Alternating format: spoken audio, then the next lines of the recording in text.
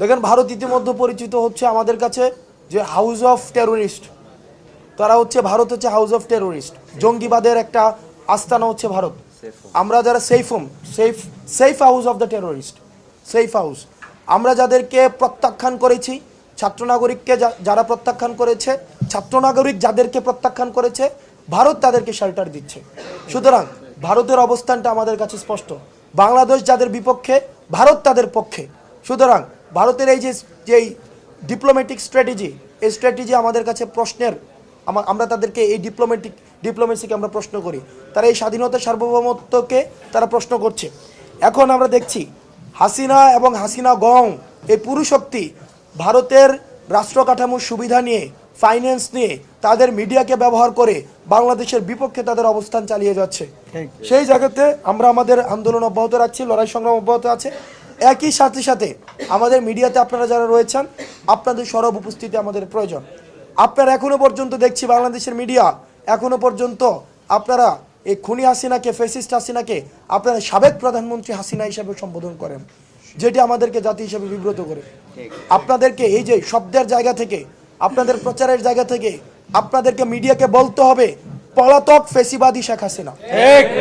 যতক্ষণ পর্যন্ত না এই পলাতক ফেসিবাদী, আপনারা বলেন যে মিডিয়াতে যে হাসিনা বিদায় নিয়েছে, হাসিনাকে বিদায় নিয়েছে, হাসিনা পালাতে বাধ্য হয়েছে, হাসিনা পালিয়ে গিয়েছে। সুতরাং এই বিষয়গুলো আপনারা মিডিয়াতে আপনাদের জোরালো বক্তব্য অব্যাহত রাখতে হবে। দ্বিতীয়ত, আমাদের বাংলাদেশে যে সাম্প্রদায়িক সম্প্রীতিটি রয়েছে সেটিকেও আপনারা উপস্থাপন করতে হবে।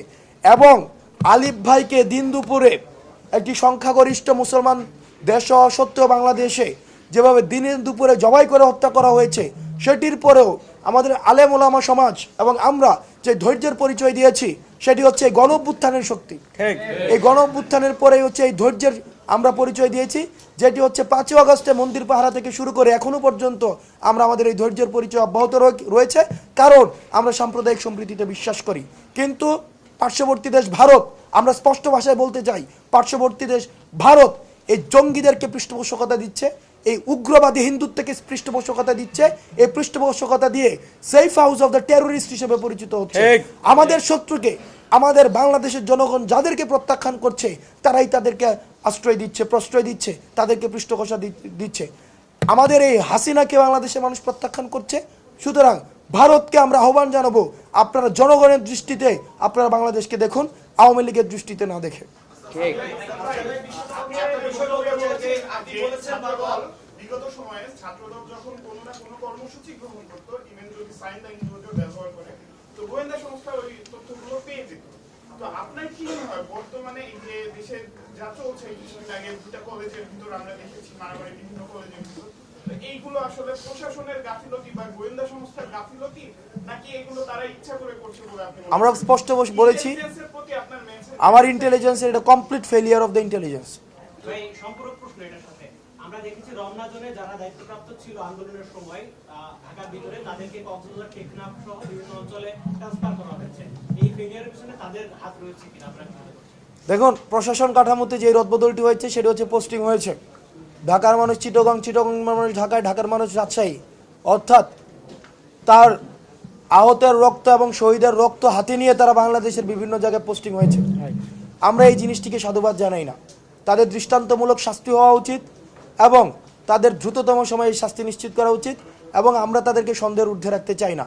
যারা এই 16 বছর হাসিনার লেসপেন্সারগিরি করেছে, সুবিধা নিয়েছে, যারা এই ফেসিবাদ কাঠামো প্রতিষ্ঠিত করেছে, তারাই আবার অন্তর্বর্তীকালীন সরকারের আমরা যে শক্তি, আমরা যে এই বাংলাদেশ গঠন করছি, এই গঠনে তারাই আবার এখন সহযোগী হিসাবে রূপ পাল্টিয়েছে।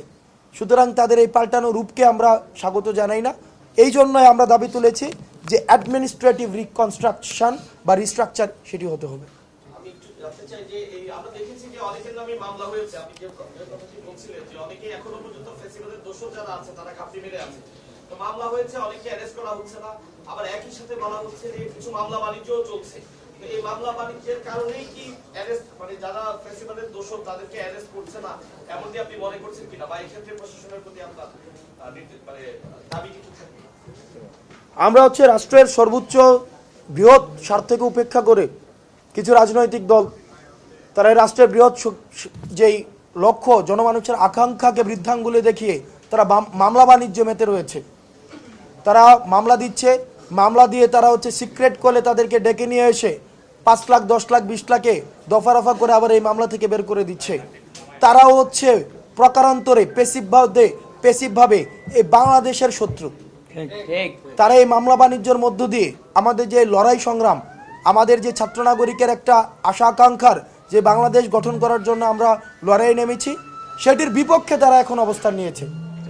এবং রাজনৈতিক দলগুলোর কাছে আমাদের আহ্বান জানাবো, আপনারা আপনাদের জায়গা থেকে আপনারা তৃণমূলের নেতা কর্মীদেরকে স্পষ্টভাবে আপনারা বার্তা দিন, যেন করে এই মামলা বাণিজ্যকে তারা হচ্ছে কোনোভাবে প্রশ্রয় না দেয়, বরং যারা প্রকৃতার্থেই এই আওয়ামী ফ্যাসিবাদের পক্ষে ছিল, আওয়ামী ফ্যাসিবাদের পৃষ্ঠপোষকতা দিয়েছে, তাদেরকে যেন মামলায় হচ্ছে অন্তর্ভুক্ত করা হয় এবং তাদের বিচারটি যেন যথাযথভাবে নিশ্চিত করা হয়। আসাদ ভাই, ভারতের সাথে বাংলাদেশের যে এটার ক্ষেত্রে যদি যে চুক্তিগুলো বিদ্যমান, সেই চুক্তিতে বাংলাদেশ যদি চায় শেখ হাসিনাকে ভারত দিতে পারত। এই মুহূর্তে আসলে ভারত যে উস্কানিগুলো নিজ উদ্যোগে দিচ্ছে, সেটার উদ্দেশ্য কি আসলে শেখ হাসিনাকে বাংলাদেশে ফেরত পাঠাতে না হয়, সেজন্য কি বাংলাদেশ ভারতের সম্পর্কটা থেকে একটা বৈরী ভাব তৈরির চেষ্টা হচ্ছে কিনা? দেখেন, বাংলাদেশ এবং ভারত স্বাভাবিকভাবে এই যে বাংলাদেশকে ভারত দেখতো 8 সিস্টার হিসেবে, যে তাদের 7 সিস্টারের পাশাপাশি বাংলাদেশটা হচ্ছে কি 8 সিস্টার। আপনারা দেখেন, ভারতের কোনো পার্শ্ববর্তী দেশের সাথে তাদের ভালো সম্পর্ক নেই। তারা মালদ্বীপ থেকে উৎখাত হয়েছে, তারা শ্রীলঙ্কা থেকে উৎখাত হয়েছে, তারা হচ্ছে ভুটান থেকে উৎখাত হয়েছে, নেপাল থেকে উৎখাত হয়েছে, এবং তারা আমার মনে হয় 71 পরবর্তীতে বা 66 পরবর্তীতে সবচেয়ে বড় ভারতের যদি কোনো ফেইলিয়ার হয়ে থাকে, সেটা হচ্ছে 24-এ বাংলাদেশ থেকে উৎখাত হওয়া। ভারতকে আমরা বারবার বলছি, তারা যদি মনে করে থাকে তাহলে ভারতের সমস্যাটা কোথায়? ভারতের সমস্যাটা বিষয়টা এমন না তাদের সাথে কোনো ধর্মীয় কোনো ধরনের ক্ল্যাশ রয়েছে। তারা এটাকে সবসময় ধর্মীয় অ্যাঙ্গেল থেকে দেখতে চায়। যদি তাদের সাথে কোনো ধর্মীয় ক্ল্যাশই থাকতো, তাহলে তাদের সবচেয়ে বড় বন্ধু হতো তাদের পার্শ্ববর্তী দেশ নেপাল। কারণ নেপালে হচ্ছে 81% সংখ্যাগরিষ্ঠ হিন্দু। সুতরাং কিন্তু নেপালের সাথেই তাদের সবচেয়ে বেশি শত্রুতা।